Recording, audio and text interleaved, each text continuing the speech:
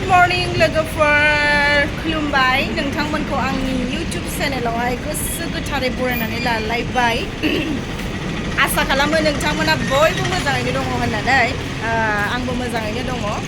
थ' दायो आङो फैलायबाय नै डिउटियावहाय माने गफायावहाय फैलायबाय माने फैनानै सानसे थोलो थानोसैलाय फुंनि 10टानिफ्राय 9टासिम डिउटि मावो लोगोफोर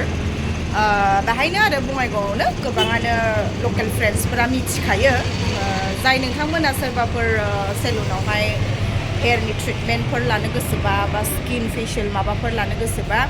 जोंनि सेलुनावहाय भिजिट खालामफैबानो जाबाय लोगोफोर ओमफ्राय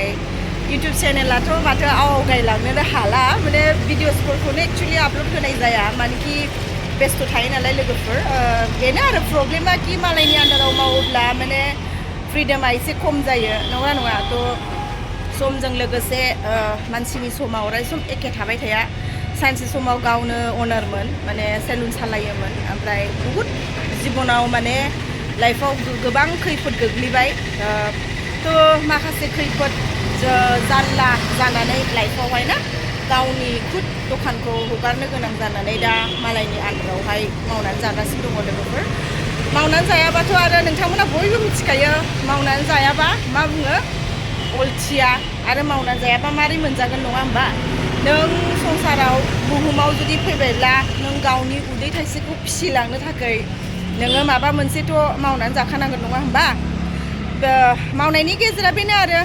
उन्दै फिसा खामानि गिदिर खामानि बेजों खुनु कम्पेरिजन खालामनानै लाब गैया कि माने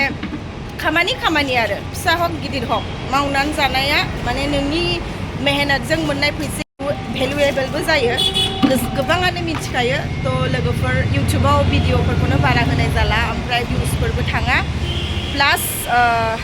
भिडिअबो डेलि ब्लगिंबो लाबोनो हाया थ' ओंखायनो दायो सम बांसिन आङो माने लाइक फेसबुक इन्सटाग्रामाव एक्टिभ थानाय जायो आरो ना माने सानो माब्लाबाफोर जुदि बेफोरबायदि ससियेल मिडियानि प्लेटफर्मजों गरसे गरनै एक्सट्रा आर्निंस खालामनो हायो खोमा होननानै फैनाय जायो आरो ना लोगोफोर ओमफ्राय दा माथोबाव आरो आइ हप स' नोंथांमोना बयबो मोजाङैनो दंखायो थ' बेनोसै थेंक इउ स' माच जाय नोंथांमोना आंनि इउटुब चेनेलखौ हथात नायसनदोंब्ला अननानै